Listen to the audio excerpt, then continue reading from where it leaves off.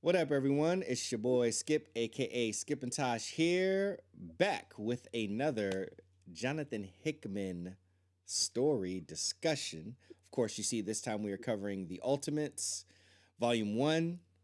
This is the Jonathan Hickman run. This is after Mark Miller and even Jeff Loeb for a quick second. I can't talk about it alone. That's not as fun as when I got my friends here. So let's start off with my twin, Zach. Say what's up to the people, twin. What's up to the people, twin? No, how's it going, everybody? It's me, Zach. I'm over here getting ready to dive into some Jonathan Hickman goodness. Really excited. This is the actually with his Fantastic Four stuff. I had read through bits and pieces of it before, never all like consecutively. Same with his New Avengers. This time is a first. I'm able to like. This is a first reading, so fresh take, fresh eyes on this Jonathan Hickman and what he wrote with the Ultimates universe, the Ultimates line. So really, really exciting, really cool.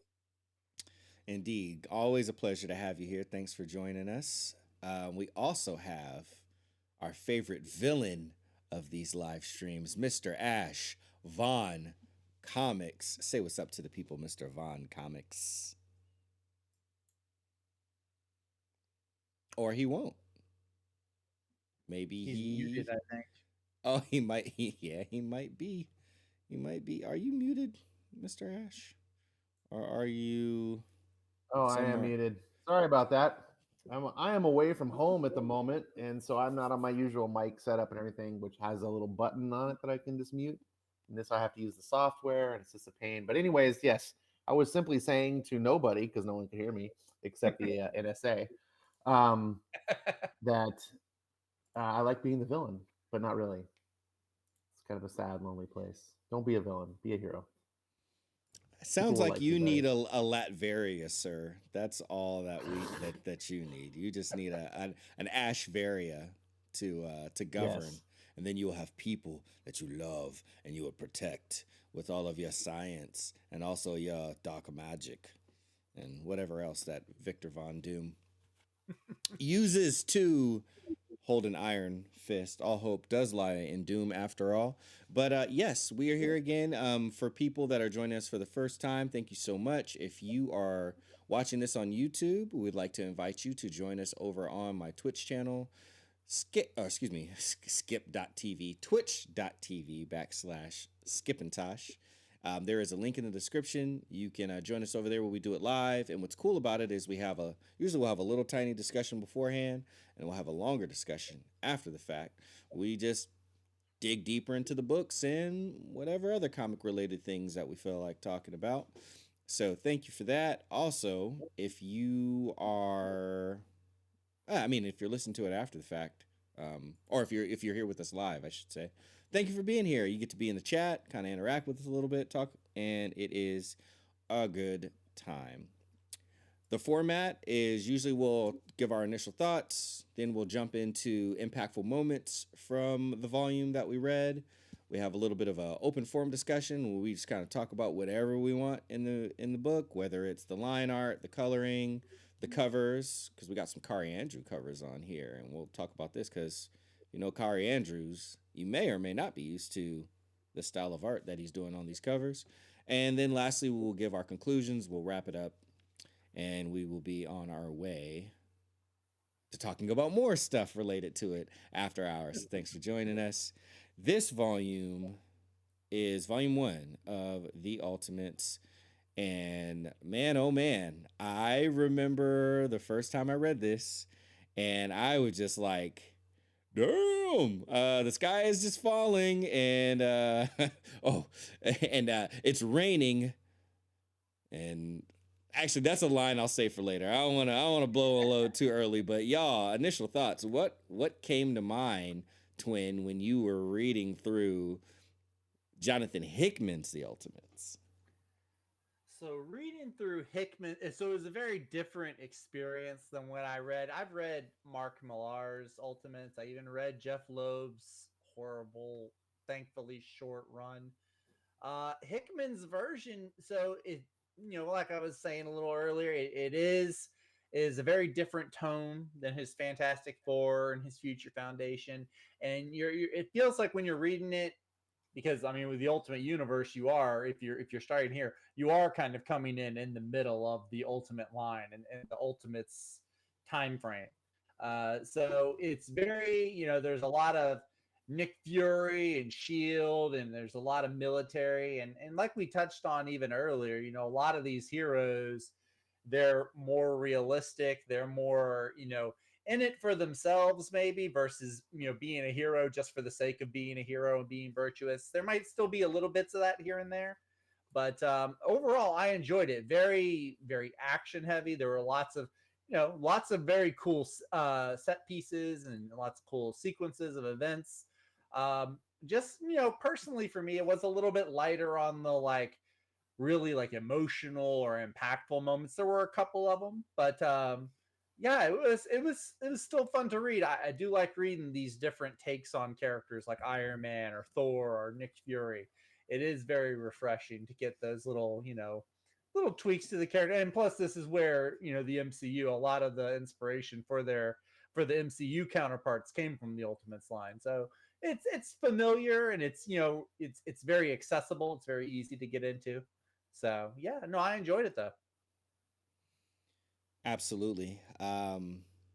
Ash, you're That's you me. that's you. You're familiar with Hickman. You kind of get an introduction through his X-Men. We kind of know a little bit of the story of how that went. You come back around, you go through we you and I go through East of West. Fairly different feel. You get another side of Hickman. We go through Fantastic Four. You hear what everybody raves about. Yeah, you have your own feelings about it, and then we come to something. Oh, and then not to mention, we talked about Ultimate Thor, which actually happens before this. We talked about that offline. Unfortunately, y'all were not privy to that one, but we had a good discussion about it. Very different take, more mythological lore, fantasy story from Jonathan Hickman that we don't have a whole heck of a lot of even in his independent stuff. I can only think of really Pax Romana, kinda, and then you come to this just hardcore, boom boom bam explosion type thing. How did that feel, kind of going into that type of Hickman story? Well, I mean, this definitely felt like a Hickman story for sure. I mean, that was probably the thing I liked most about it is there's a certain style that he has in his writing that I'm starting to notice the pattern as I read more and more of his stuff. Yeah.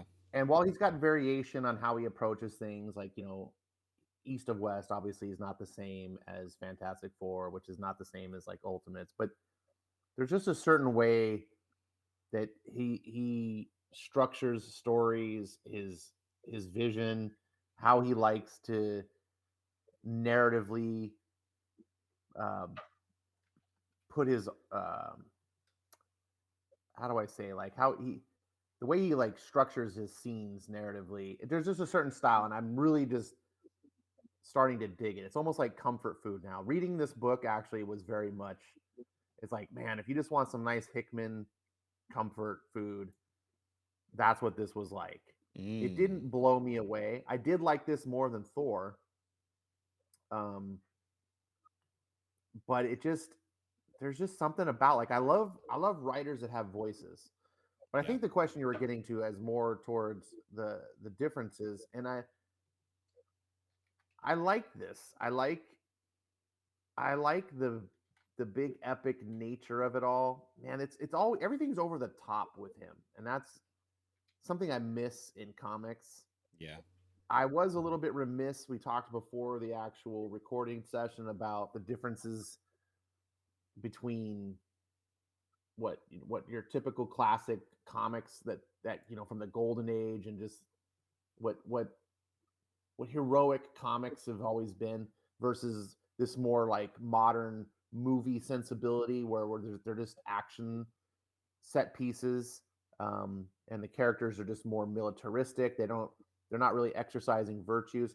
I wasn't really ready for that, just because I kind of came in with presuppositions. I Hmm. see Avengers on the cover, I'm expecting the Avengers. You know, like Right. that's there's Captain America, there's Iron Man, there's Thor. Like I know they're going to be somewhat different. I was expecting more of like MCU different, and here they're it's just way different.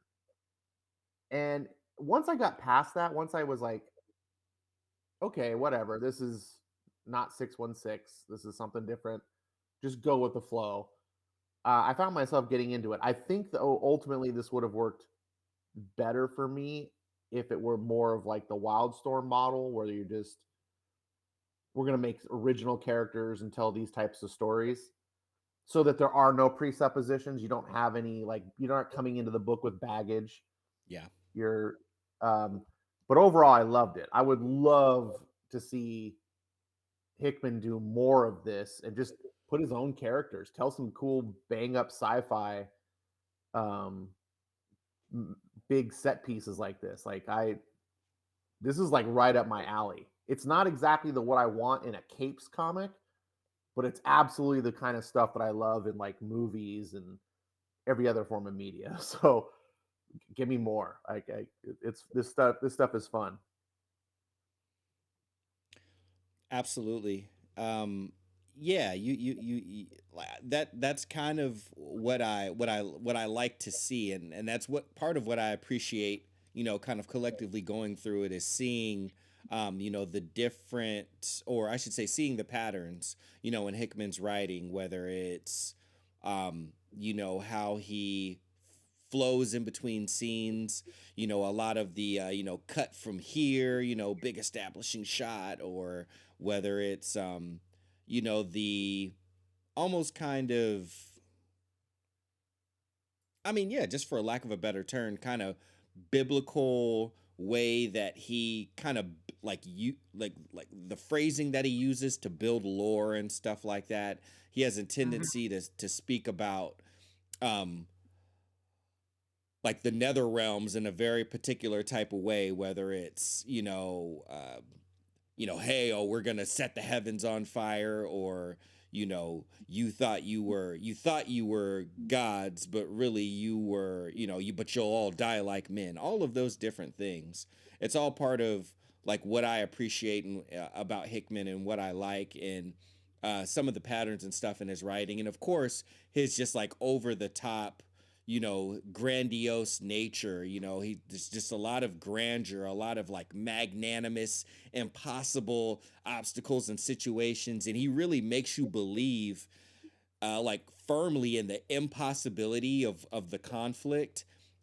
And so you're like, well, yeah, like, what else are they gonna do? Like, there's nothing else to be done. And then he brings in this ray of hope, and it's like, but we can do this. And it's like, oh wow, like, yeah, you kind of did set that thing up, like, back there, and I didn't think it'd come back around in this way.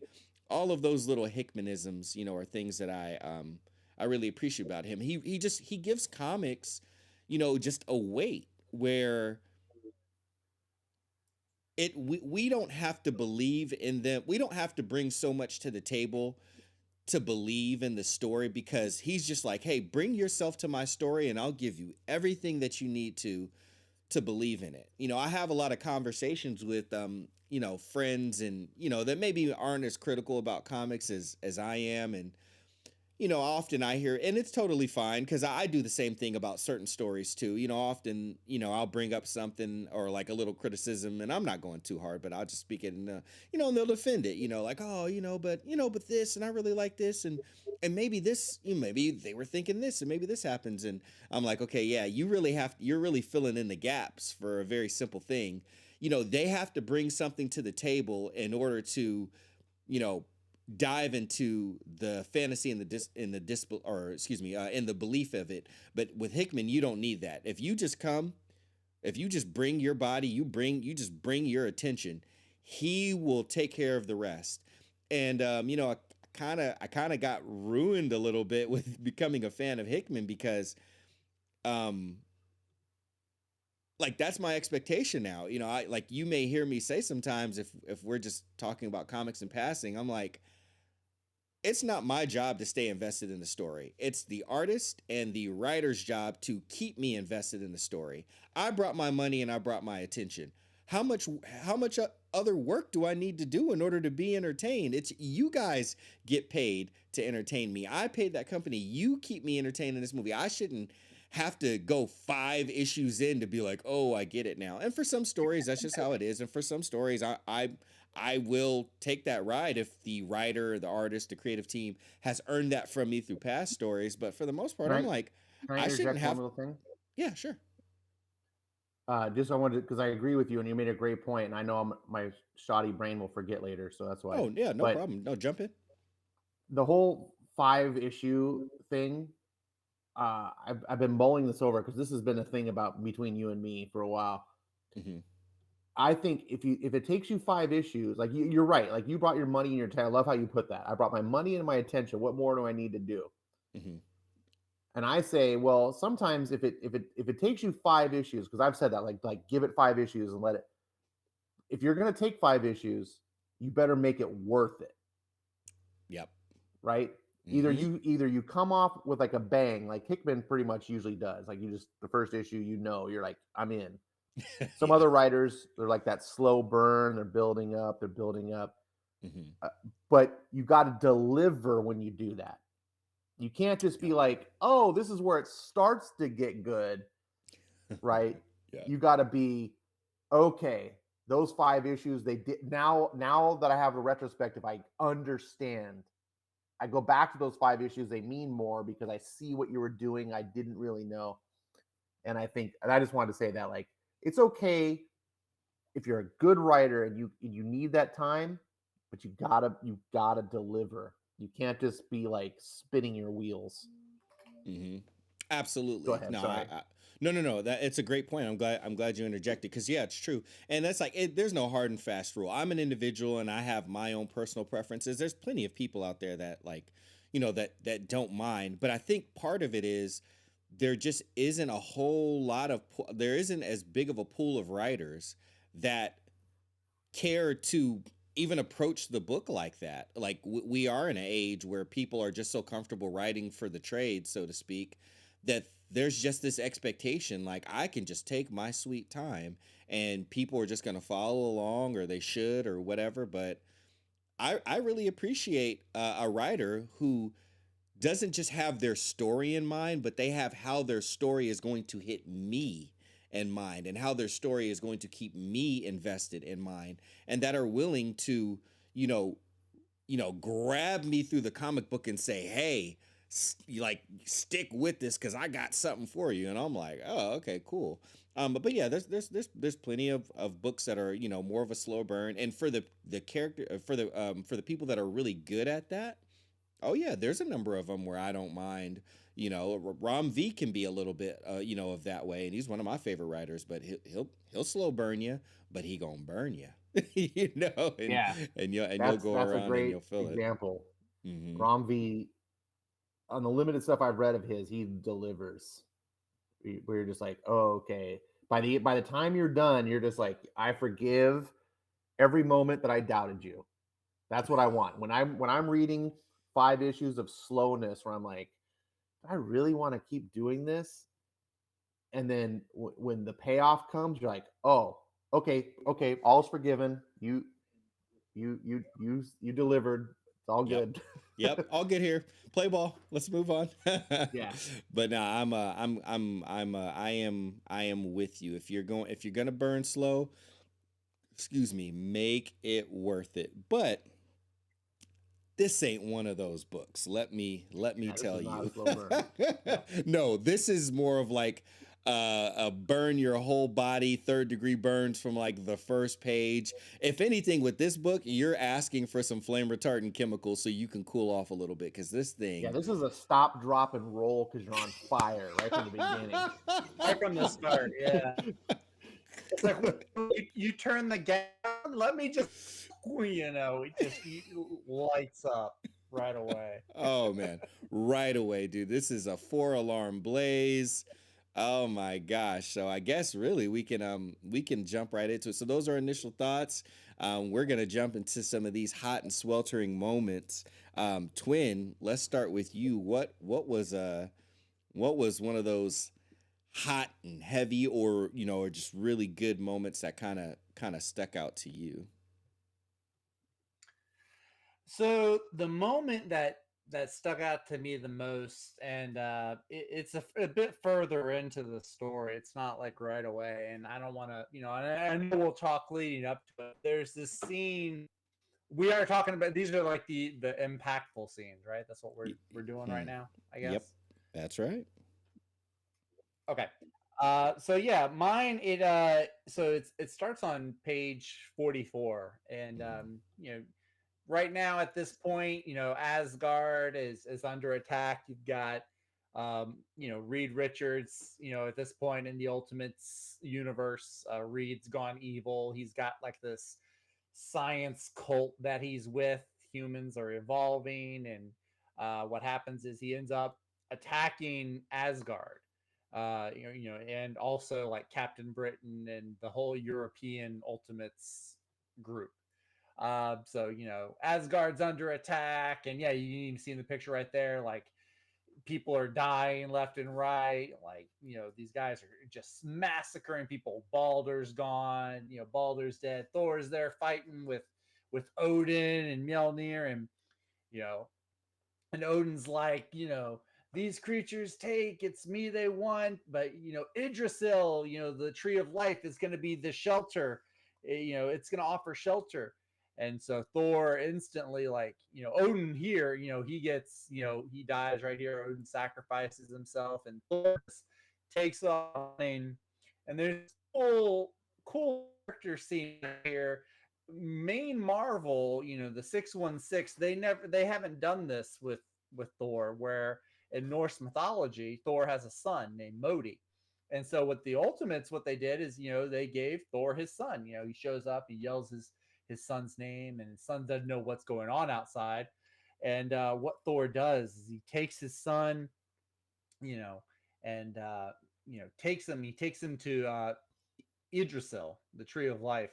And what he does, because he just heard Odin say, the tree will offer shelter. So he pushes his son inside the tree. He's like, pretty much, he knows the jig is up. Asgard's gonna fall, everything's gonna be ruined, but this can save his son. And you can see saying like, "Forgive me," like he's not able to save the day. This is really cool. I'm a sucker for like father figures in comics, or just like in any medium, any form of entertainment. So he pushes his son into the tree to save his life, but then on top of that, he also gives his son Mjolnir, and he's like, "Yeah, this is going to be your way out for when you're worthy." Um, so then Thor, and then also right at the end, someone's talking behind him. It's like, it was cruel when Father did that to me, talking about Odin. He turns around and there's Loki. But then rather than be his enemy, Loki and Thor just kind of leap and go into the fray, just kind of like a Butch Cassidy and Sundance moment, just jumping, them against a hail of bullets and mechs. And I just thought that was a really, really cool scene. I mean, and also it just kind of stirred up a lot of similar feelings when we were reading Hickman's Ultimate Thor miniseries last week, where kind of a similar situation happens. Ragnarok's going on, and in order to like save the legacy of Asgard, Odin does the same thing. He pushes kids into Idrisil and is like, at a later day, you're gonna come back, and it's kind of the same thing. So yeah, I really like that scene though. That really stood out. Yeah, that was an awesome one. That one stood out to me big time. Yeah, the Yep. Loki armor. I see Ash here in the chat live on Yep. twitch.tv/Skip and Sash. Loki's armor right there, yo. Loki's armor was so awesome. I gotta go back to that part really, just so we can like. He even has a cool line there, like right as they're about to jump in there, Thor's like, "Do you have any regrets?" And Loki's like, "I regret everything." To the To the very very end, and end. then that's where they just jump in, just like screaming, and this would be Thor's last stand, like Thor's last moment. He does get a he does get a get out of jail free card, kind of like right at the last minute. Iron Man comes in, pulls a Deus Ex Machina, and saves his bacon. But yeah, Yeah. this whole like fall of it had a very, it's like the Alamo kind of. It's like they're not gonna win. It's a sacrificial victory if they pull anything off. Oh yeah. It was just, and I like those kinds of stories too, just like the fight to the end, no matter what. So I yeah, that love was, those. Yeah, yeah, great scene. I really like this at the end too. This yeah, is what I was yeah. talking about of kind of like the the large magnanimous story. Like a biblical proportions. Like as it says, this was the day You even see that. Loki in the background there, yeah, Oh yeah, getting that's right. stabbed. Yep, right. Yep, getting I missed getting that the ran first time. through, being Yep. impaled. This was the day the world tree died, and what was divine became ordinary. Mm. When, like rain, dead gods fell from the sky. It was the last day of myth. It was the last day of legend. I got you. And there goes that little part right there that you talk about when Iron Man comes in. But Yep. I just love that. And that was like what I was talking about, like when I was talking about rain, like dude, I was like, oh, I'm gonna hold it for later. Yeah, that Yep. was the part. So awesome scene, twin. Very good share. Mr. On Comics. We love to call him Ash. What you got for us, brother? That's Vaughn Comics. I'm a Oh, royalty. I stand corrected. Though I am a fan of the Kings, I somehow messed up his royal name, Mr. Von Comics. So mine is around the page 90. It Okay. might be just before. I'm going to touch up on the lead up part to it. Okay. Um, uh, but I don't think my copy matches your copy. So uh, I guess going to the 80s, we're going to see where Thor is coming to the city because he is told um well he's just had enough. There's plenty of times he's Thored out here, but he's he's decided he's gonna have what for, and he's going to the city and he's bringing the thunder. And I don't have anything to show, so you got to put it on the screen. Um, Gotcha. my apologies. No problem. There we go. And yeah, there we go. And you can see. So just go forward, Mhm. and yeah, he's bringing the thunder. Go forward, and now the city, which is a creation of the maker, is this super intelligence, and all the people of the city are are named by their designation, like their role. And this is the knife, or the first knife. So presumably it's meant to be like that's the enforcer, the assassin, or whatever. And Thor's gonna come to face the maker, but Maker sticks his dog on him. He's just like, first knife, please show the man the future. And I just love that line. Um, and so we skip forward and we see them fight, and the knife just takes Thor apart. And you just never see Thor just get manhandled this way. Like just he just makes Thor look like an amateur. Um, and he gets his butt kicked, and we see Thor. Yep, there you go, face down, and the knife's just waiting. Maker, just like a dog waiting for the command. And Maker's like, more, again, and he just pummels him until he's just beaten. And we see Thor on the ground looking up at the Maker, and he's revealed himself. And Thor's like, "What? You? Yes, me." And he gives him his little villainous monologue. We know now that it's who the Maker is. Um, and we see Jamie, like, so Maker flies away. He's giving him his message, and Jamie's like, "Come on, Thor, we got to leave." And Thor's like, get away from me." "No, I won't. I won't let you give up." And Thor responds, "I'm not giving up. I'm beaten." And then we hear a voiceover. I want you to get up. No, it's all gone, Asgard, my kin. I've lost everything. I can't stand. I won't. On your feet, boy. And you're like, what's he hearing? And then Father? And then we see Odin.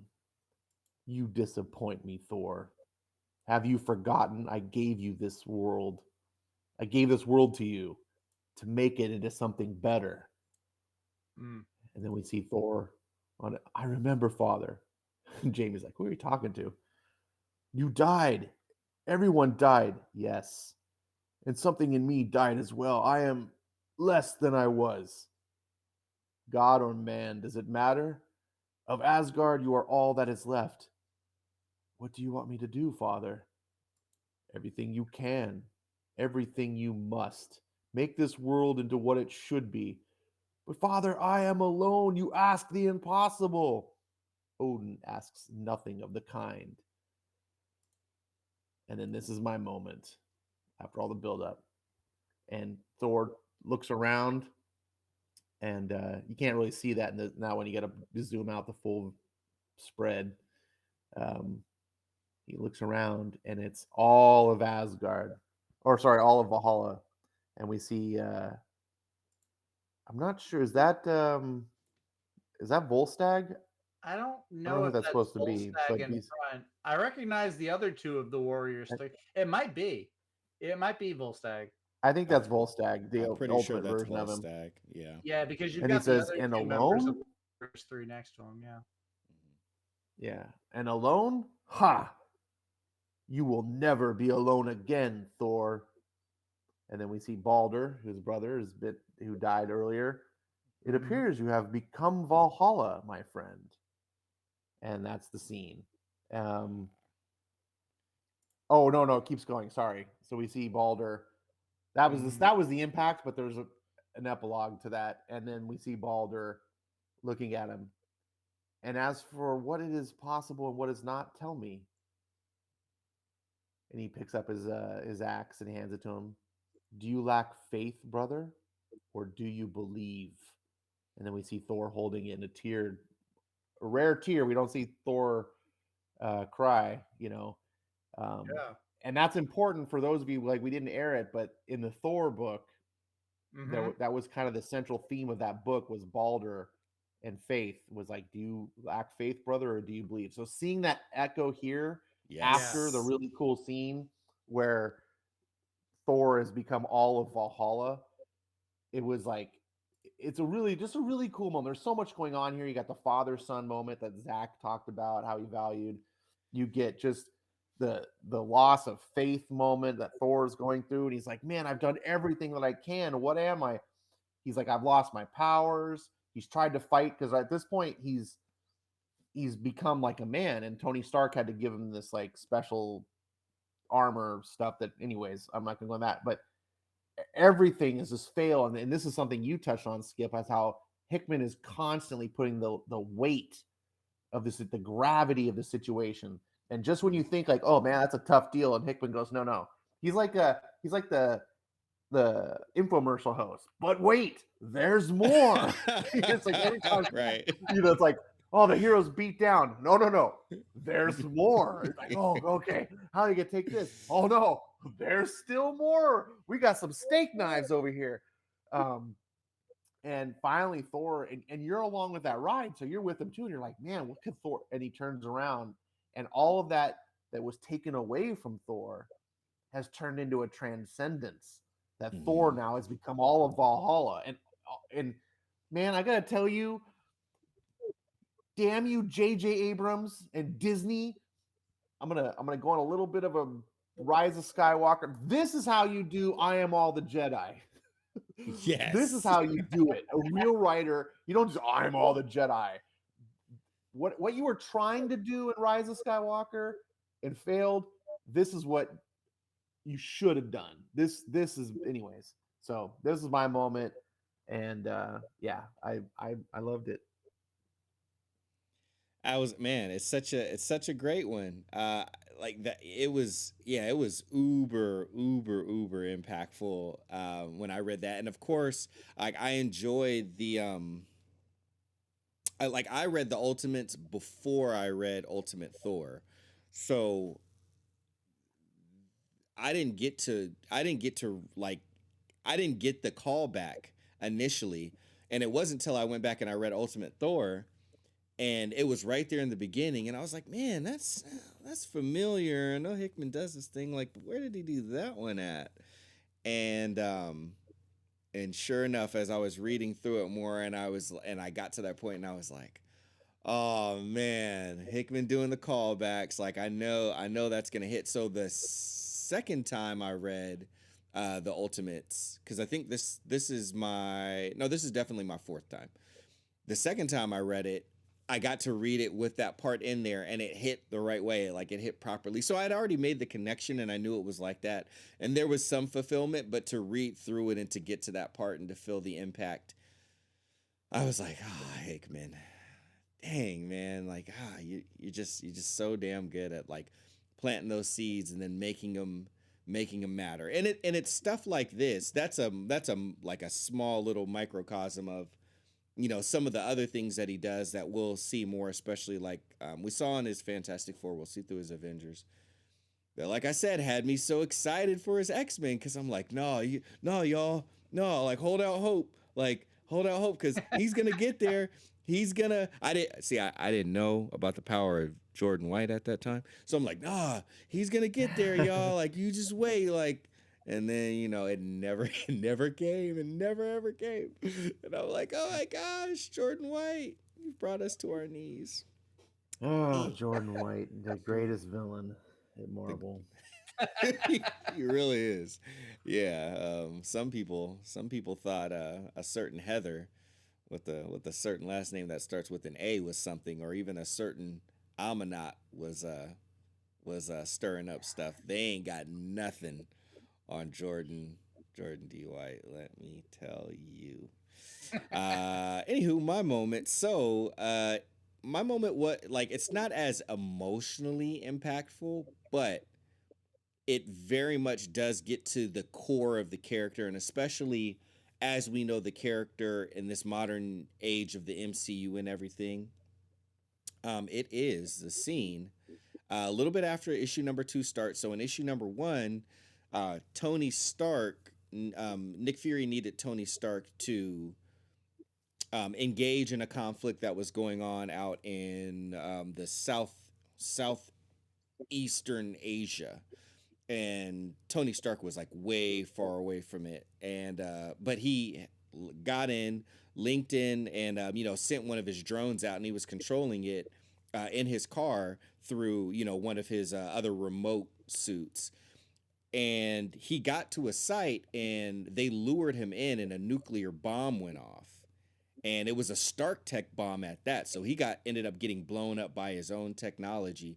So well, his drone suit, or his suit without him, physically there, got blown up, but it did something through the remote to him. So now we got Stark, and he's effectively like had a seizure, and they're trying to that's his new Jarvis. His name is not Jarvis, the guy with the blonde hair, but that's his new Jarvis.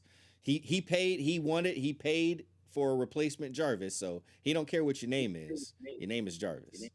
And now they're giving him trying to give him that shot. I forget what the name of that shot is, to like where you jolt people back to life, What, usually after they've adrenaline?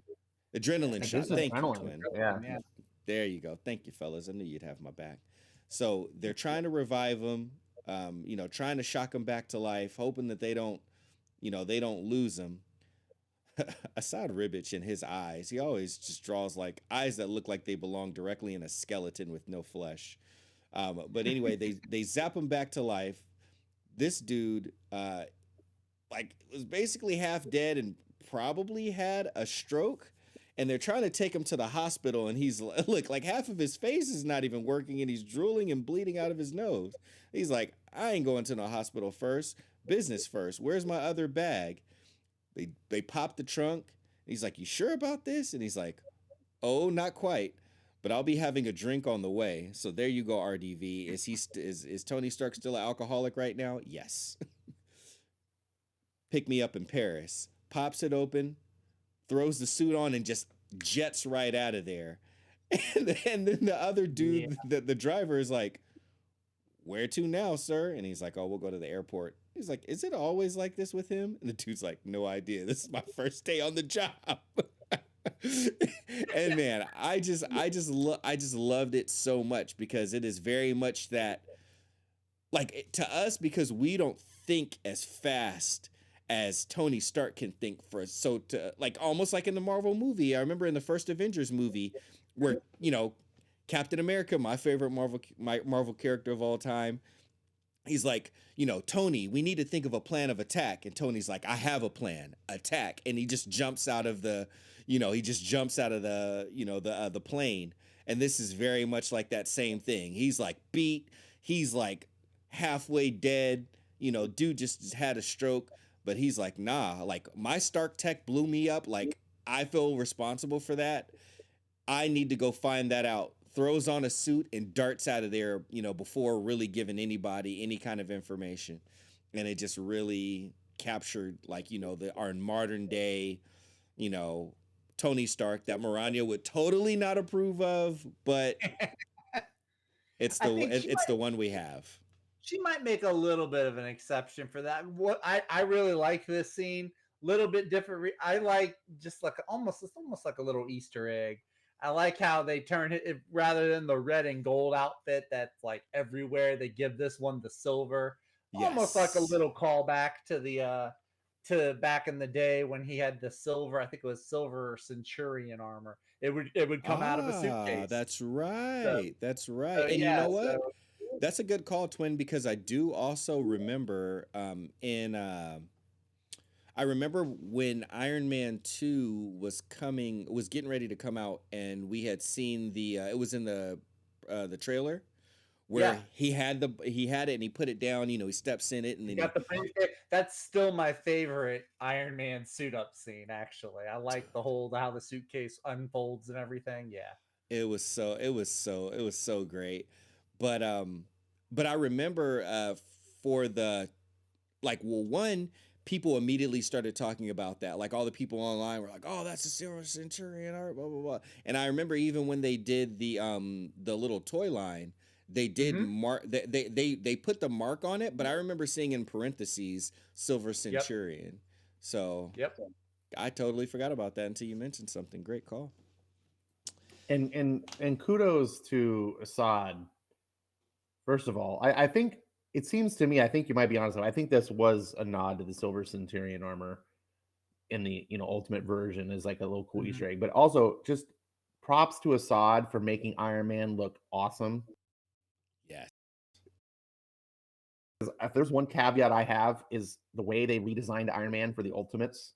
I In the previous versions, if you guys know what I'm talking about, I think that he had the armor in the Thor book, and then Yes. yeah, he had to have the armor in the Thor book because the Thor takes Yeah. place before Ultimate, so chronologically, that Mm. design that Marvel came up with Yeah. looks Like retarded. I hate it. I'm it's like, like the oh Halo armor kind of. It's yeah, it like almost looks really like Master Chief. bulky. Like they're Yeah. yeah, good call. I was like I was like it looks familiar, but I can't place it. Yeah, but Assad brings it back to a little bit more like what we're used to. And I understand that these are reimagined characters, but they're still characters that we know and love. You can only go so far outside the wheelhouse before it just becomes ridiculous. And man, this I just love his art so much. He draws faces really weird. Mm-hmm. Like you pointed out his Yes. eyes, Skip. Right. But man, when he's drawing like tech, like the helicarriers look Yeah. freaking awesome. Oh yeah. Um, the the the city warriors that have like those exosuits. Mm-hmm. I think you see them like in the beginning. Hmm. They're all throughout the book, but where they're kind of like I, they kind of remind me of the suits a little bit like from Avatar, but I think these look even cooler. Like they're just The and they just exoskeleton suits. yeah, There's some of them uh, actually. Let's see right here. There's some of it's them just even as you go through, like when you get to like issue, I think it's 3 or 4. Mhm. Yeah, well, yeah, right there. Yeah. yeah, um, And even just the yeah. physiques, like I remember when the Captain Britain Corps was like flying through the air to get Mhm. to, I think really just like one of the very first conflicts. I think I can jump over to it pretty quick. But that, well, like even when they were arriving and stuff, like just all the perspective shifts and stuff that Ribbich would put in the art was just incredible. Like I like the Yeah. physiques, just like how they're flying, because it's so also so typical to see, like the most common Superman flying pose is he's got like one arm ahead of him, or even like both of them. Sometimes you see people like with two fists in front of them, but to see them like with the arms behind them and then like their chests out, there's just like an additional like Yeah, masculinity, with the chest up, chin up, flying like that I really appreciated in the figure drawing. absolutely, Hmm. Yeah. absolutely. Yeah, there was and every time Ribic gives you a full page spread, he does not waste Yeah, he the does like the opportunity. like right there, like those wide zoom out shots, kind of like a landscape, or Hmm. yeah, like and you're right. He does do like the technical stuff, like the helicarriers, the buildings, fighter jets. I mean, it's all beautiful looking. He does really good in that area. Yeah, his rendering of all that. I mean, even this, like, look, like this is just a simple like establishing shot, but just like Hmm. how he skews the perspective. You got all these like crazy long, tall buildings, and he's having to draw, the windows at like a certain angle and stuff like that. But it just, yeah, it just really, and even like the walkway, how it's got the little curved like arch and whatnot, and yeah, man, just he just wasn't. I mean, this was a world that a universe that was ending, but Assad was pulling no punches. He was like, "Oh, I'm gonna give it to y'all. I'm not holding back." Yeah, and I like that you mentioned the establishing shots because that is some of the most undercredited work that artists do. Hmm. We often think about the really impressive page splashes or the big action stuff, but when you can draw good scenery like what you had, if Mm, you go back to the book, don't put me on, that that scenery like that establishes the world that helps put the audience, the reader into this world. And it's so important, I think, when you're telling a story that's in a fantastical world. mm, If you're telling a story that's more mundane and it just takes place, you don't necessarily need it as much because we already can bring our own imagination of like, oh, I know they're in New York. I know what New York looks like. I don't necessarily need a wide establishing shot to see the New York skyline to be. But when you're doing things where you're showing people things that don't exist, it's really important, I think. And those establishing shots just do so much for me to help get immersed in this world and be really impressed. Yeah, this is a really cool scene with the boats uh, and the naval battle. I just love seeing those missiles coming at the camera like that. Just yeah. it gives like an intensity to that.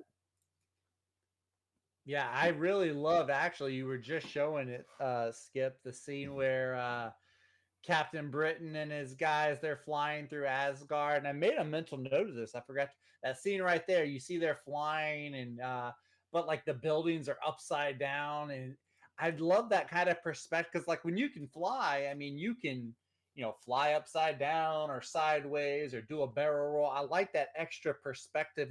Like Yep. there's not just one way to fly. If you're gonna fly, I mean you might as well do it with some panache or some style. So And I also really like that. when you do perspective shots like this, instantly the viewer has more interest in the shot Right. because there's something different about it. They can't I mean, you can just glance and keep moving, but you're more likely to stop and look at this Oh yeah. Right. because your brain has to like translate a little bit. You're like, wait a second, I'm not used to seeing the world in this way. Right.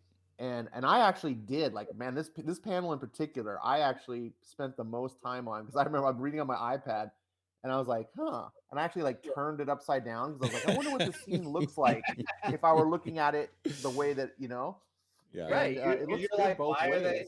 why are they upside down? Or is Asgard like your brain, like you said, you have to translate, like, what am I missing? Am I missing something here? Well, Does this it also it adds like a level of interest because we Yeah, don't normally see the world this way.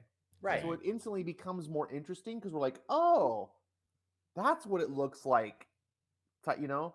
And so Hmm. yeah, being able to camera angles and viewpoints like that are so, I know it's not really a camera, it's but I just call it because No, I think you like movies. But no, I think that's a really good way to look at it. I mean, yeah, perspective, but we think of yeah. framing, in the modern day through a camera lens. So for sure.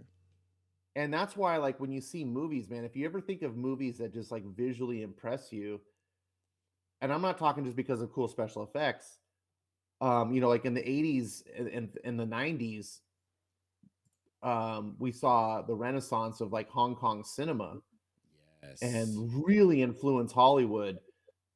And for those that may not be as familiar with it or weren't even seeing, like, whole reason the Matrix exists is because the Wachowskis were massive fans of Hong Kong cinema, and it shaped like how they viewed shooting a film. Hmm. Now, the Wachowskis, they added tons of special effects and big Hollywood wizardry, but these Hong Kong filmmakers had nothing, and so they had to be really creative with just how they pointed a camera and use of like slow motion or fast motion or still frame. Like they just did all these, and a lot of it was experimental, and sometimes it didn't work. But some of the masters, I mean, the big name that came out was John Woo. He Yep. did some Hollywood films Mhm. for a while, but being able to put your eye into a way that you normally don't, it's instantly been more interesting. And if you think about those types of films and then compare them to a more basic film, which puts a camera at shoulder level and at just at a level, the way a sitcom is filmed, it's just not interesting. It's instantly more boring. And so when you're doing that, you have to supplement that with something else that's more interesting. Like you have to have like a really good dialogue, or you have to have really good plot or something else to like make up for it. Now sitcoms usually are just the bread and butter is the jokes and stuff, so you don't need interesting camera angles. But Right. when you're telling like a drama or an action film, sometimes you don't have, and that's another thing about this book. You'll notice there's lots of places where there's just no dialogue. Hmm. Mhm. Hickman's just letting the scenes play out, and that's even more important now. You can't have people just standing around like just standing in a weird hunched over pose, like that's dull. There's never a dull moment. Assad takes every scene, and like you said, whether it's the characters are flying with their puffed out chest, they're upside down, the camera's upside down.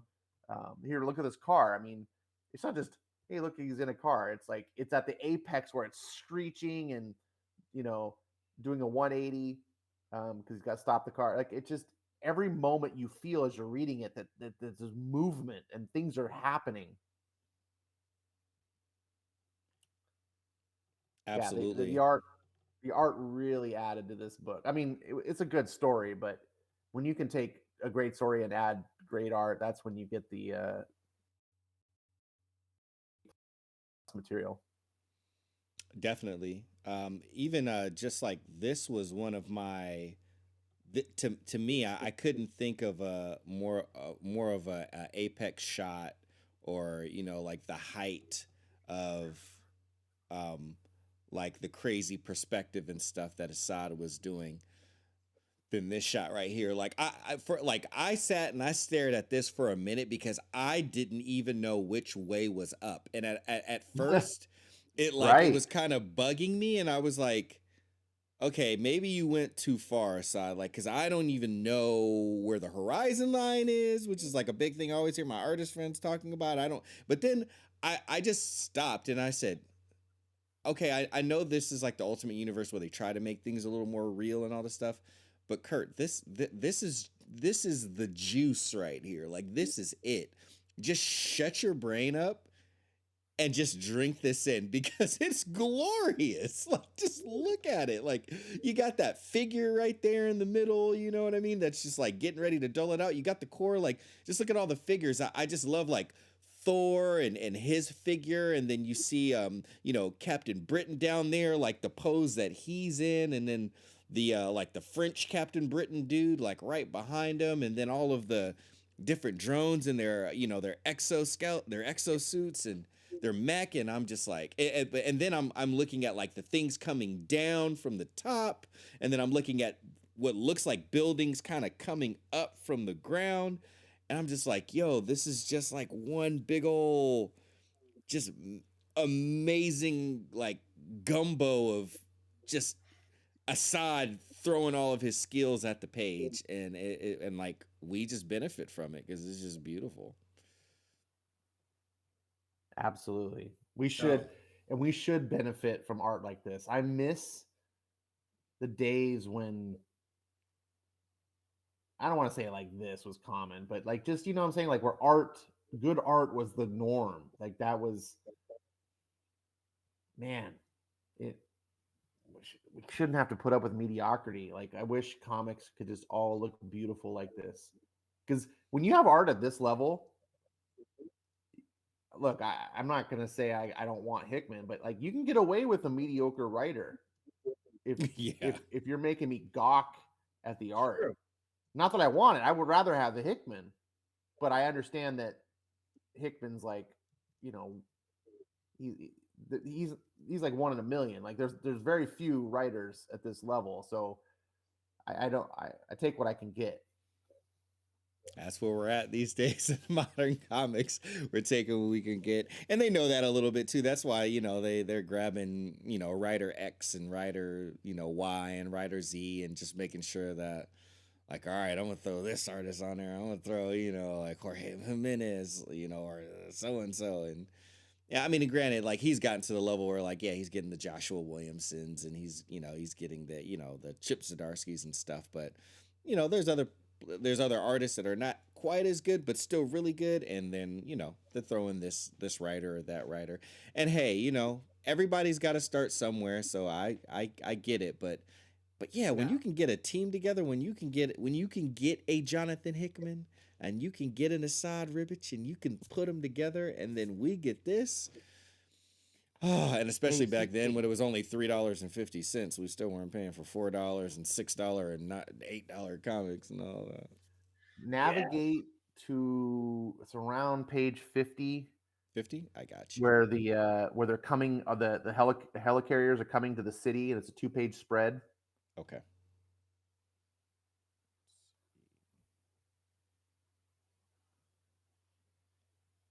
just waiting for Yeah, window to that's a load that's up. a pretty two-page spread.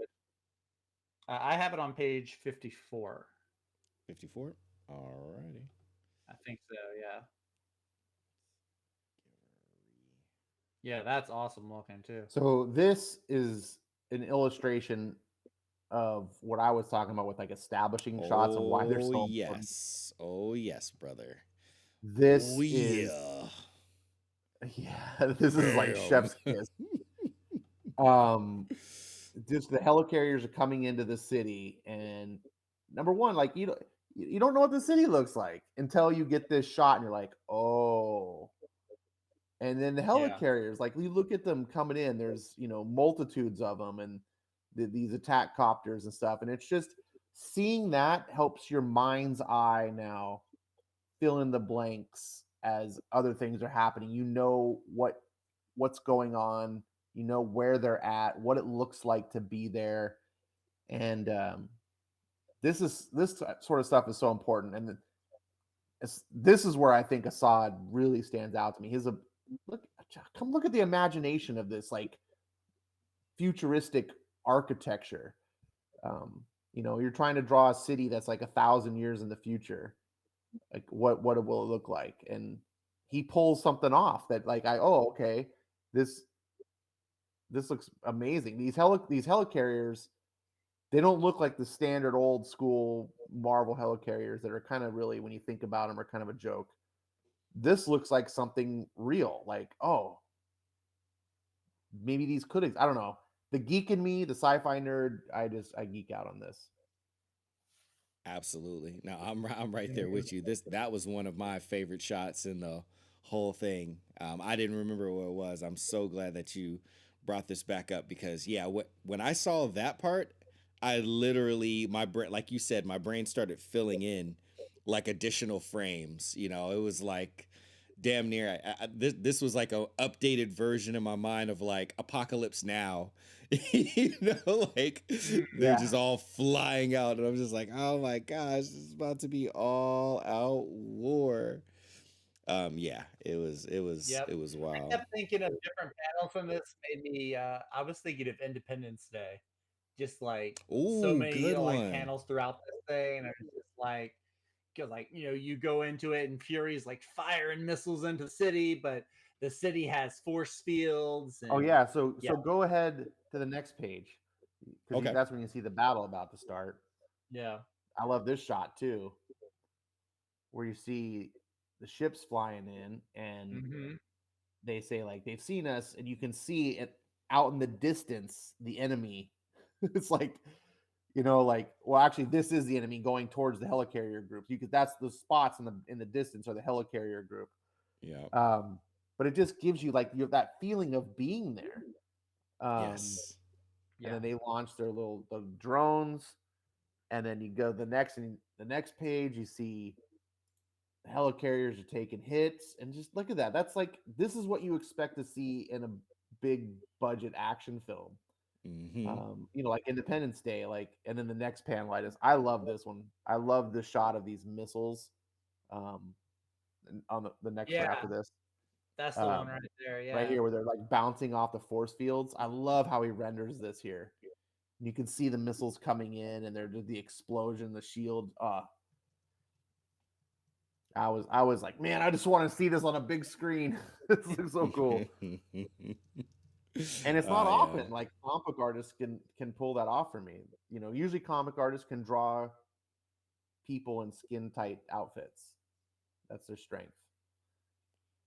Yep. But no, Assad, he's got him and Francis Lanil Yu, they do a really really good job on like aircrafts and like just all like details of you know uh graphs and like little things. They're just really really good with that stuff, and like you said, you use the word immersion. It really immerses you into the book. Like you said, you feel like they're there, and pacing is a thing too. So when I got to these parts, like I was reading it kind of quick as it happened. Like I like even though I liked some of the art, and especially this time around because I had seen it before, but I would still just read it through. And if I wanted to look at the art, then I would wait till I, like got to the end and looked at the whole page because I just really enjoyed. I was trying to keep up with the pace that Hickman wrote it at, and like it was quick. It was like boom, boom, fire, dude. Oh, we're taking in, we're taking on Yeah. hits, like, and it just like that whole, the anxiety, of just all of this crazy stuff happening so quick. The emotions of it really got me, or the feelings of it, like you said, just immersion, man, just all the way around. The scripting, the figures, the crafts, like all of that stuff. It was just really a treat. And go ahead to, it's around page 80, We're on page 80. Okay. where it might be plus or minus like half a dozen pages because I'm going through the floppies, but it's where Thor has gone off by himself. It's actually the first pages of issue 4. First pages of issue 4. Okay. So we'll go back a it is. Yeah, little at this point, bit. yeah, he's taken off. He's told Tony, "I'm out." So Yeah, this is more examples of like, so it'd be 72 digitally, I think. Yeah, there you Okay. go. Okay, so he's getting into the Um, city and he's arrived and he and thinks look at it's that, like empty. that. But just just do the full page if you don't mind. Yeah, you got it. I think this. So we can see Thor. You can see like he just draws Thor really small in that middle frame, but he lets like the city. Mm-hmm. You get that big back. The almost like the landscape shot of the city, so you know where you're at. It's more establishing, and then go to the next page, and we here's more examples of just great establishing and world building stuff. First on the left, we get the city itself, that head or whatever that is the city. Mm-hmm. And the closest equivalent I can make of what the city is for those that didn't read this is like the supreme intelligence for the Kree, or the Kree. Oh yeah. But how much cooler is this thing than like the blobby supreme intelligence? You know what I'm saying? Like, It reminds me of like iRobot. Like it has that same Mm. sci-fi feel. Yeah. You know? sure, Yeah. but I sit here and stare at this because I just marvel at the design that Rabik put into this Mm-hmm. to make it just. He could have just done like like the Supreme Intelligence, where they're like, oh, look, we're just gonna do this floating like blobby head that's like supposed to be. But I think there's just so much cool factor in the design of this, and it's like it's awesome and also kind of scary at the same time. It also conveys like that it's like this robotic alien thing. It's a supreme AI intelligence. This is what Mm-hmm. I would imagine the Kree thing should have been. And then on the right, we see like I just love this row of like breeding tubes. They're like making babies. This was very Matrix like to me. Yeah. Mhm. Um, but just there's almost no dialogue on this whole page. It's just Thor. But I was geeking out the whole time. I just loved this atmosphere we were in. He's exploring the city, and he comes to this chamber, and I just sit here and pause on it because I'm like, that's so freaking cool. And the level of detail that Assad puts into this page, he doesn't just like, oh, he's in this little thing. Like, he takes time to do something that's really not super important, but for the audience, we're like, we just we just want to dive into this. It's what separates the humdrum from the super special. It just helps take this book to the next level, in my opinion. So, thank you for going to those pages. Absolutely. No, I totally agree.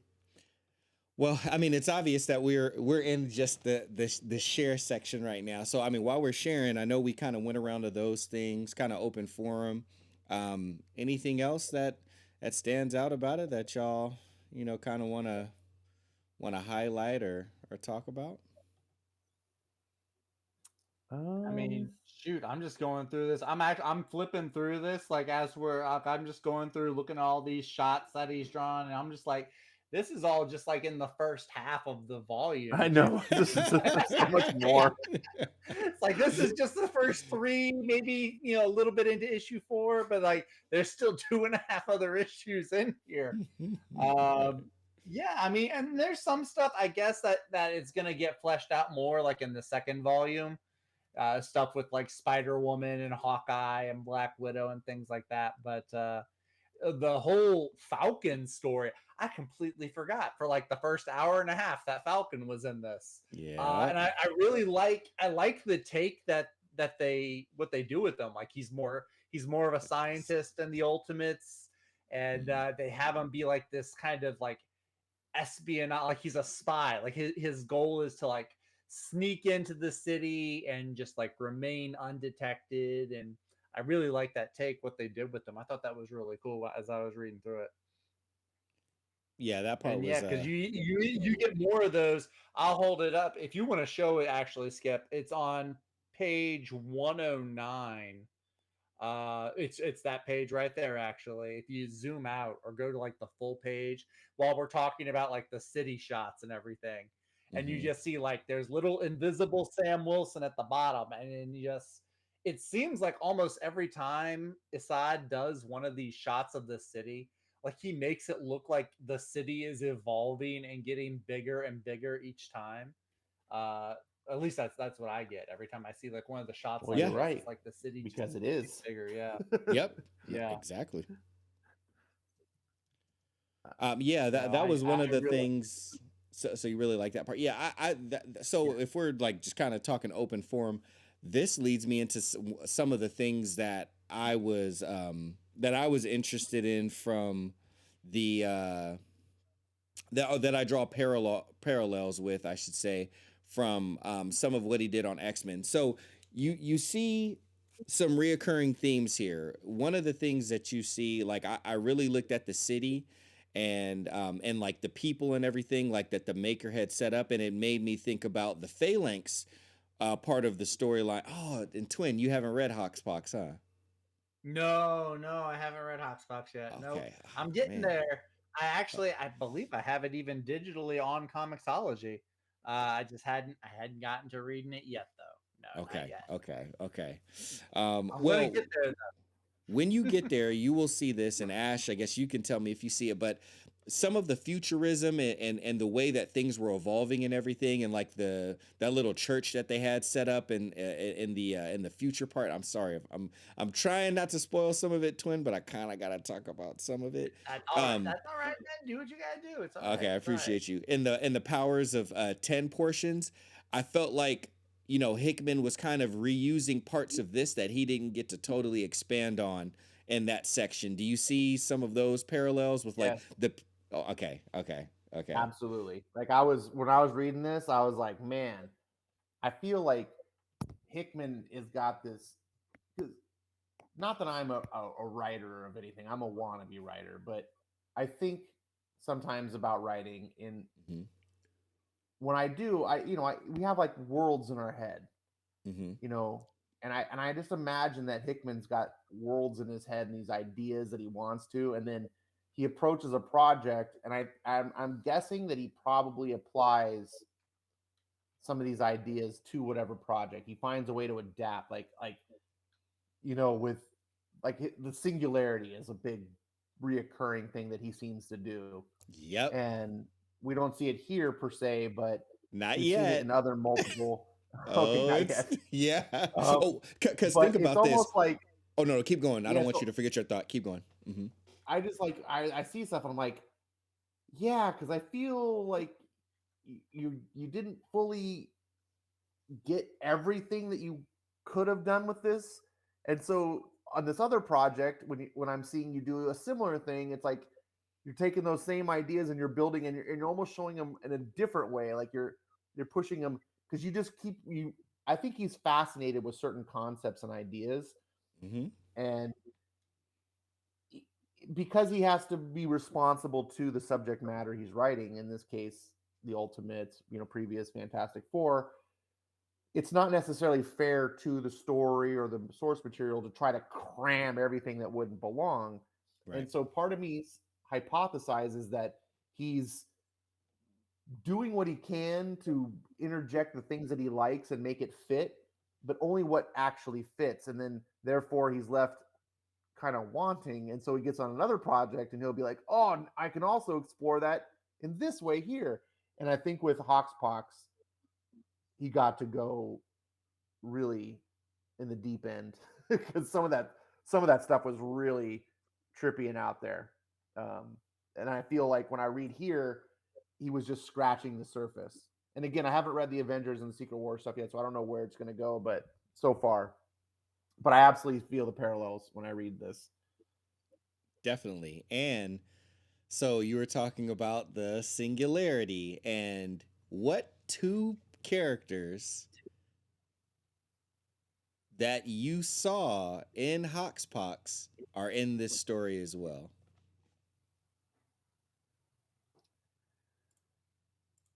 Well, I don't know Ki- where it's gone because I jumped off X-Men pretty early.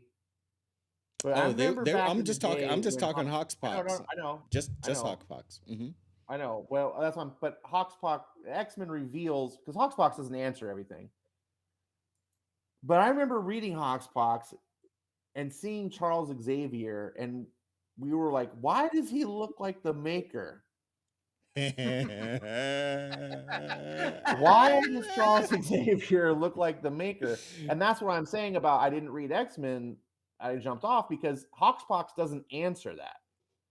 I was No. hoping in the X Men we would get to that because he's got to be. In fact, can you go to? I think it's probably, if I had to guess, it's probably page 130. Yeah. Let me It's at the see. end where basically where the Maker he's talking to Sam Wilson, and you see his face. He reveals his face. And Sam's like, "My God, Reed, is that really you? How are you alive?" This one right here. Yes, that right there. First of all, I want to just talk about this dialogue. I love this because this is the Hickman flavor that I just love, like his sci-fi nerdiness Mm-hmm. coming out through his characters, and I love just where he says, "This is Reed talking to Sam. I've had to go long, painful lengths to expand my intellect so that I could stay ahead of my perfect children. Imagine the smartest Neanderthal to ever live being faced with the simplest of modern men. What good would he be?" And he's pulled back his helmet. And why does the Maker's helmet like this long, oblong, Geiger-esque thing? And we can see Xenomorph it's because looking shape. Yeah. he's been artificially evolving himself. Yep.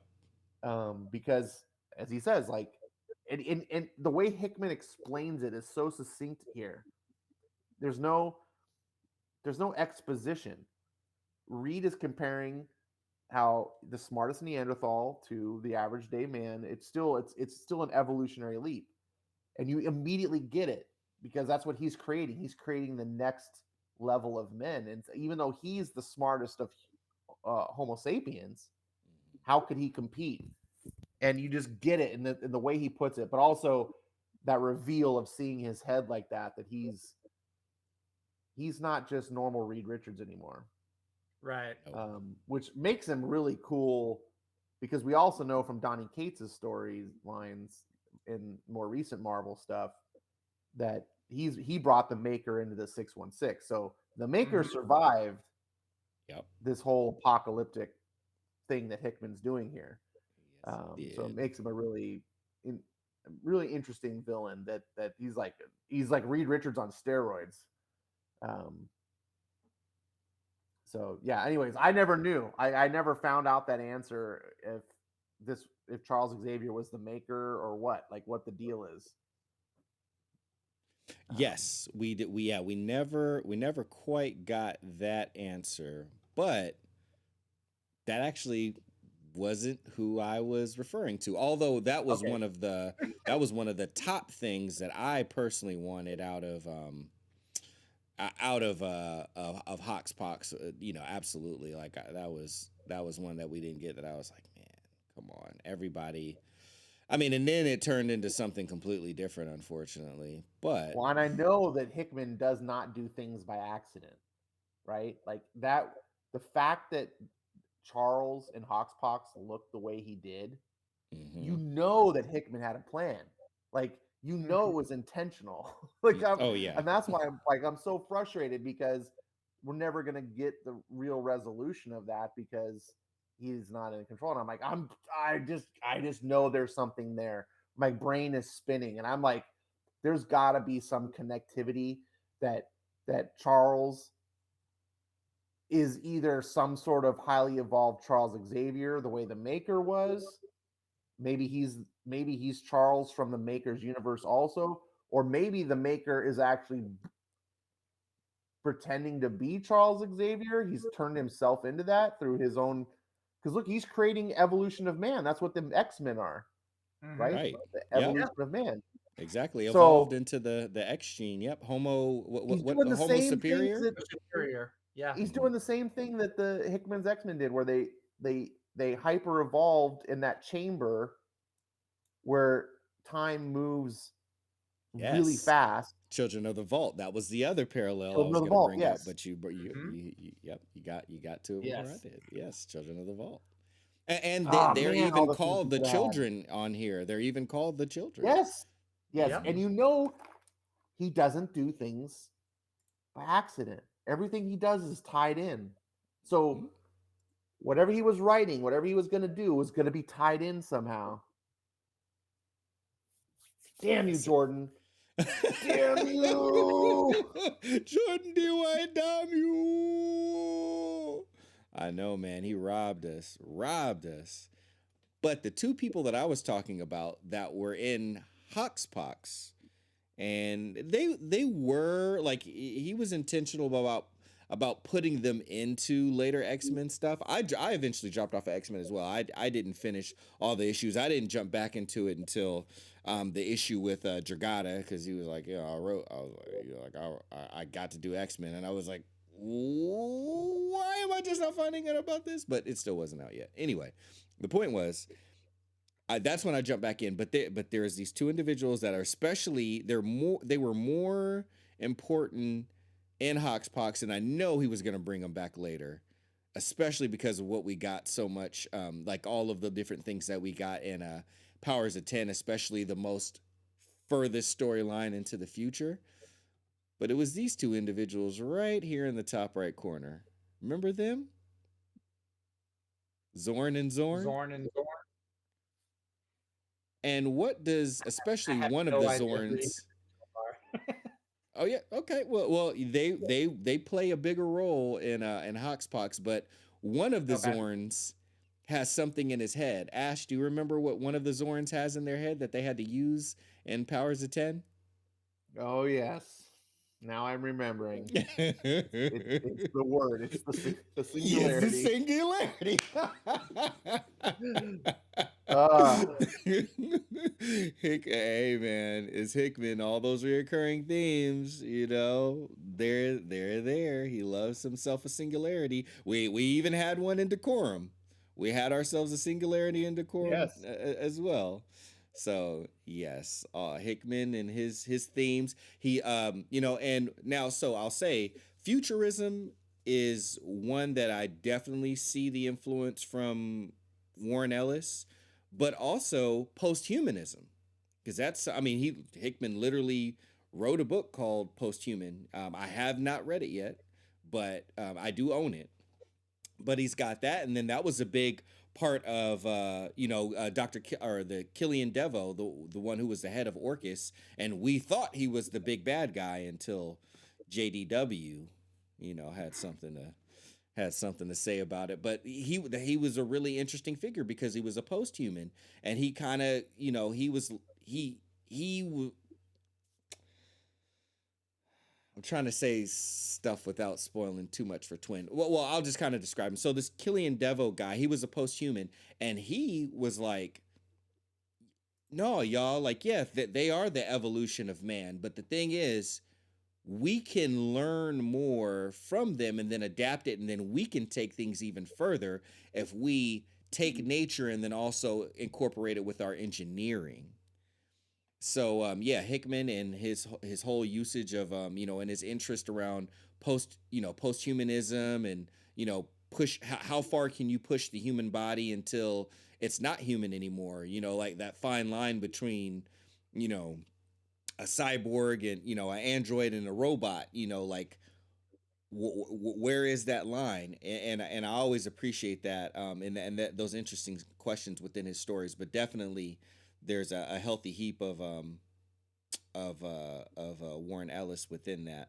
But yeah, singularities, posthumanism, futurism, and then like all of that with kind of like a very simplified, kind of like getting down to the essence of things, and then also kind of tying it back around and making incorporating divinity and talking about divinity, and all of those things those are all things that Hickman likes to frequent.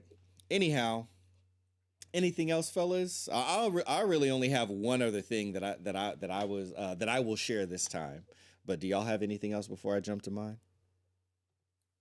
I was just gonna address say no to Weebs in the chat. Says Charles takes his helmet off all the time. His head is normal, and that's one of the things I'm lamenting at because Hickman walked away from X-Men after like the first year or so, Yeah. and he said that he only got through. He had like a 3-act kind of structure outlined in his head where they're going, and he only got into the first act. So there was so much more to go, and so whatever's happening now is from the minds of Gary Duggan and Vita Ayala and Teeny Howard and who else, whoever's involved, Jordan White. Like I don't know who. And so yes, what you're saying is undoubtedly true, but is that what was actually supposed to be? Right? Like we're getting basically toys playing, or sorry, toys. We're getting children playing in Hickman's toy chest, playing, with it, what he was doing, and they don't know what they're doing. Like they're just doing their own thing, and so I don't expect Charles is going to be whatever Hickman had planned. Whatever's going now is completely off the script, Oh as far yeah, as I'm concerned. Yeah. absolutely. All right. Well, my last thing is to share is this scene right here. So Thor is at Stark Tower, and Jane Foster is with him. And she's like, "Is this you?" And at this point, he had been given the upgraded, like metahuman suit in order to be able to fly and call the thunder and the lightning. And we see, the Valhalla. Remember, Valhalla is with him, so Loki's touching it, and he's like, "No, Jane, it's just a storm.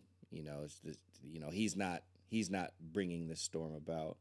It's like, Mm-hmm. okay, I still don't understand why we had to move to, why you had to move into Stark's building, and he's just explaining, that Stark has to keep an eye on him because he's using the enhanced suit and just wants to make sure that nothing goes wrong with it. But he says, this isn't supposed to be permanent. And she says, I think I'll stay in the apartment. So she's not into giving up her whole life, and her lifestyle and her comforts, in order to just kind of stay somewhere foreign, even though it might be nicer. But here comes some of the people from Valhalla. She can tell something's wrong, Thor. This Jane woman has an uncanny sense of danger. It's not going to take her long to figure things out, is it? What's she going to do when she does? You should probably break it off with her before then. Still, there is something about our Miss Foster, isn't there? Maybe you should try reassurance. So he goes for that. I know you're worried about me, Jane. I promise. Everything's going to be fine. So he takes the counsel, but here comes some more counsel. There's more of them. By the way, that's totally Jonathan Hickman there in the middle. Just letting y'all know. It does Uh, look like him. Yeah, sitting right next to Kratos from God of War. right. Like I know it's supposed to be Volstagg, but come on, that's Kratos. I I totally did always not catch the Jonathan Hickman the first time. Then how you do, pointed out, I'm like, oh my gosh, it totally is. look at all his stories from like that are either that are Marvel. Like he always finds a way to con his artists into like drawing him into the book. But Mm. here we go. So more lies aren't going to help Thor. Surely not. Death hangs over this world, Odin's son. There will be war, glorious war. But this is a realm of far few, or of too few heroes and a legion of evil men. You will be called on. You will answer, and like us, you will most assuredly die. Best leave the girl and get on with it, no? Aye, brother. Oh no, aye. Look at me, brother. Give me your eyes, for I have grave news. Thor looks over. I have farted. Everybody just starts laughing. And I just love that part so much because, like, in the midst of like this doom and gloom book, and of course, we're up here talking about the Ultimate Universe and how cynical it was and all that stuff. Let me tell you, there's not a whole lot of levity and not a whole lot of jokes throughout most of the Ultimate Universe. But No. there again, Hickman, even with all his grandiose stuff and all that, trying to find moments to add in some levity, and a big Viking with a bellowing voice, giving his, he's dead. He's giving his living brother some counsel in this grave moment. And he sees that Thor is down and he tries to lift his spirits. And of course, he talks about how he just Valhalla farted. I had forgotten about this and I was busted up so huge when That's I. like one of the two like joke moments. There's not very many in this. It's not Mm-mm. like Fantastic Four where you can just stick the Human Torch in there with a zinger or anything. Mm-hmm. It's the levity moments are few and far between. So this one was which makes it stand out more when you do come across them. So yeah, I did like that scene a lot. A lot of the jokes Absolutely. in this book were a little bit more on the I don't know if cynical is the right word. Like they were more, yeah, more like cynical kind of humor. Yeah. Like you got a lot of jokes from like Tony Stark, like when he Mhm. meets Jarvis, and Yeah. Jarvis is like, "It's William, sir," and he's like, "Oh, I'm sorry. I thought when you the interview didn't. What did they say they were looking for?" And he's like, they were looking for another Jarvis." He's like, "Oh, so you are Jarvis?" And he's like, "That's what I figured." But it was If I done like wanted in a a really William, almost I like would have hired a twisted William, way. wouldn't Yeah, exactly. Yeah. Yeah. Um, yeah, that's where like a lot of the humor was in this book. I thought it Definitely. wasn't the Yeah. lighthearted like Fantastic Four like cutesy Yeah. family humor. It was more like wow, Tony, you're kind of a dick. You Exactly. know? Yeah. That was the precise type of humor, most of it. Yeah, and again, you know, be respecting the tone of the universe and the story that you're writing right now. Hickman went on with that for a large portion of it. And then literally he waits to the very end where he was like, "Okay, I can cut loose a little bit right here because I've done a lot of what they asked, and since I haven't done a lot of humor like this, it should cut through a little bit more." So he picked a very dour scene, where and it's very serious. This is between a man and a woman, and she ain't having this lifestyle, and but Thor's trying to console her, and his counsel is there like, dang, he's kind of down bad right now, and they're like, why don't you just break it off, and he don't want to hear that, and so here comes whoever, Kratos, yeah, and yeah, and sure enough, and who's right next to him when he tells the joke? Jonathan Hickman. So very blatantly, Jonathan Hickman's like, this is where I'm gonna Hickman out a little bit, like here Yeah. you go. But not so much on the nose to where his figure is the one that told the joke. So thankfully Right. that, yeah, they made it the big billowing man and gave him a very serious face, very deadpan when he delivered it in that panel too. So helps it go Mhm. over that much more.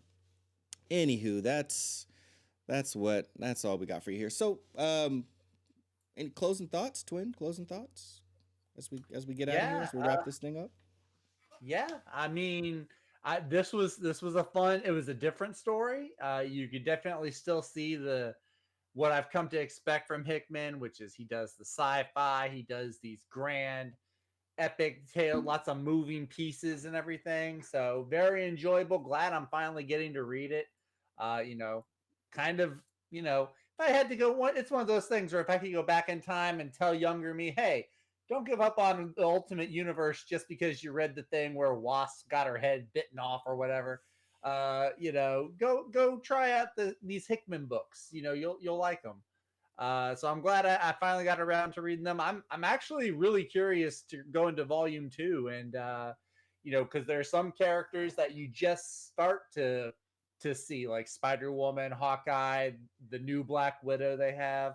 I'm kind of curious to see like what because this is mainly it's called the Ultimates. It's mainly the Thor, Iron Man, Nick Fury show. I think if I had to pick three, that's probably like the top three that get any kind of spotlight. Maybe a little bit of Steve Rogers in there, but yeah, I'm curious to see where it leads with a bunch of these characters. So yeah, Hickman doing what he does leaves me wanting more. So It goes as someone who read the books out of order because he's a moron. Uh, it goes in crazy places. It does. right And not on. only that, but you kind of dually read it out of order, because before we go to that next volume, we have to actually go over to Ultimate Hawkeye. That's Oh, what okay. occurs Okay. between volume 2 and volume 1, the Ultimate Hawkeye. And that's why he starts pointing it, like it ultimately ends with Nick Fury telling Hawkeye, like, okay, yeah, like, he was like, okay, we got to change, like, if we play the game like this, we're done. It's checkmate. We got no moves. And Hawkeye was like, well, what if we change the rules? And then Mhm. Fury was like, he was like, yeah, we can change the rules. Like, okay, well, then we got more options now.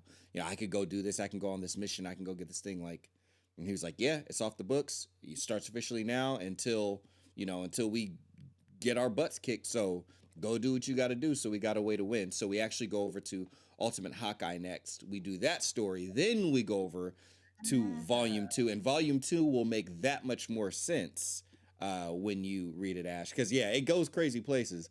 But how it gets there will make more sense as we read Ultimate Hawkeye. Yeah, Hickman is this storyline is fascinating because, especially considering the volume 2, like he just raises the stakes, and you think like, how much bigger can it get from volume 1? And I'm like, well, I already know because I read most of volume 2, and I'm like, this is like only half. It's like volume 1 only gets halfway, and he's like, oh, I got all this other stuff to throw on. And and I was talking earlier about how that, I don't want to call it formula. It's not fair to call it formula, but there's patterns that Hickman does. He did the Mhm. same patterns Mhm. in Fantastic Four, where it's like, I'm introducing this thing. You're like, oh, damn. He's like, okay, now I'm introducing this other thing. Oh, damn.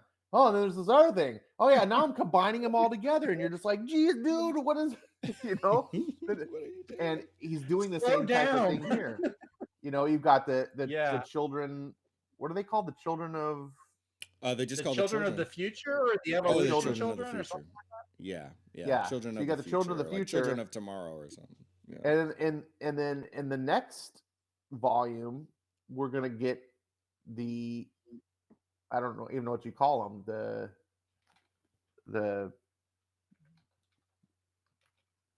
I don't know what I forgot You what they're talking about called, that but the evolution of them? Or are you talking about the all those people no, from the that other island? factions, because there's three Oh, factions, yeah. and the The children of the future are only mhm, one, and yeah. so now we get introduced to these other two, and you're just like, oh my goodness, and it's like the way he establishes these stakes. You hit it really good in the beginning where you talked about how he puts the characters in like such a weighty situation that you're like, how are they going to get through this? Like, I don't see it. Yeah. And it's the same type of thing here. Like, he makes the ultimates feel so small, like what they're up against, what they're dealing with. You're just like, how this is supposed to be the ultimates, and they look totally unequipped for this task. Like, Mhm. they're what they're taking on is and that's really saying something. I've been a big believer that the bigger and better your villain is, Mhm. the better it makes your characters. And it's one of been my biggest complaints about modern comics is they kind of take a lot of the villains and turn them into a joke. And I'm like, when you take the villain and make them a joke, you're just making your main characters kind of a joke. Right. And so here, like, Hickman does the opposite. He makes them so incredibly like threatening and daunting and awesome, and just like you're just like, I don't understand how the character heroes have any chance in hell. I Right. don't I don't see what they can do. And then when somehow they pull it off, you're like, you're really impressed because Hickman set the stage that you thought was impossible. And Mhm. in this first volume already, you're like, how are you going to take on the Maker in this Children of the Future? They just wiped the floor with them. Like, And they're like, oh, and they're only one of 3 factions. Mm-hmm. Oh, okay. Like, anyway, you'll see. Like, it's That's cool. I love it. that's definitely a recurring Hickman thing. As you know, as I remember reading through his Avengers run Avengers a back new event. when it first came out, the Infinity event, and then going into Secret Wars, Gosh. which is the mother of all how much bigger can you get Yeah, even moment. even even more than this, like even more than what you read of Volume 2, Ash.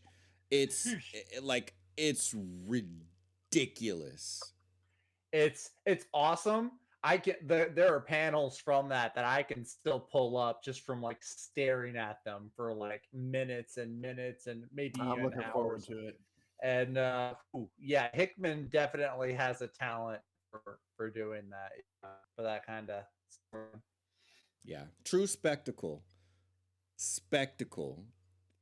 Like Yeah. that's what he is king at. I don't know like because I will definitely say like I have not finished Planetary. I'm looking forward to it, but I would be surprised if it goes as big and as hard because man, like the like what the foundation that Warren Ellis laid, like Jonathan Hickman built a damn castle on top of it. Like like I'm he just Yeah. yeah, it's I'm wild. actually sitting. I'm racking my brain trying to think of if there's a comic or a series that I've read where the scope has been like Hickman has I think done the biggest has had the biggest scope in Oh, terms of easily, comic book storytelling. easily, You know, easily. maybe if you go to like the Jim Starlin Infinity Gauntlet story, maybe, True, but true, uh I mean, it's a combination though of Hickman's storytelling and then the artist that he works with too. Like, absolutely. that's a big part of it as well. But I Hmm. mean, it's very hard. You're very hard pressed, I think, to find someone that does like a true epic scope like Hickman does in comics. Yeah, I would agree with you. Like the stuff that Starlin. I mean, that's one of the reasons why he's my favorite comic book writer of all time. But like Yeah. how what he does with Saga, and like even as big as he would make it, he all like him. He would always bring it back down to like some crazy strong like virtue, like philosophy or like emotion. So that's Hmm. why it would always get me because I'm into virtue and philosophical thinking and love. So and I mean and just digging into emotions. But with Hickman, he'll tie some of that in there, but the spectacle really takes it over. It's just the sheer scale and then the ideas that he Hmm. comes up with. It's like, how did you like what like that's the fact that that's even a possible idea and you like found that is just kind of crazy, but anyway, we're getting there. We're getting there. Oh One yeah. Hickman It, series at a time is baby really all steps. our brains can take, really. It's a marathon. It's It's a not a marathon. sprint. We're not If sprinting. you sprint, you're gonna miss a whole lot of goodness. Oh man, So you'll miss a whole lot of goodness, and you'll pull muscles and tear ligaments and strain stuff and all of that other stuff. So anyway, that's all I had to say about it. That was I mean, in conclusion, yeah, just a good rock'em sock'em ram bam huge scale action movie type thing with just really some cool sci-fi, some interesting ideas, and yeah, just a darn good shot in arm. It's fun seeing Jonathan Hickman play around in the Ultimate Universe because he does have to play by the rules of it, but his mhm. rules just pair really well with kind of the way it was set up, and it was obvious that was pretty apparent. That's why editorial was like, "I know you're coming in late to this whole thing, but we want you to shut this thing down because you're like really good at this." And then we get the road to Secret Wars, and that's the path that we are on. Thank you, everybody, for joining us for Volume 1 discussion of the Ultimates. As always, thank my guests, my twin here. Thank you for joining us. Our special guest, Ash Von Comics, Ash on Comics. Check him out. Check out his channel. Check out the server. Thank you for joining us. We are still, yes, our very, very special guest We're trying to be patient for them, but they are worth the wait. Trust me, they are worth the wait. But I am gonna poke them again this week. Be like, come on, come on. I mean, luckily we have these great stories, so it doesn't feel like we're missing anything. But when we get them, on here, you won't want to miss that. Once again, join us live, twitch.tv/Skip and Tosh, where we talk a little bit before. Sometimes we talk a little bit after. Tonight will not be one of those cases because I gotta go to work like in a few hours, so I gotta get some sleep.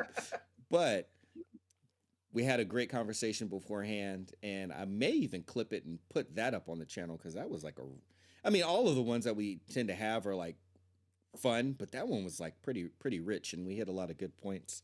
So thank you Mhm. all for joining us. Join the book club. I will put the link in the YouTube video, but if you're watching on Twitch, it's in the chat.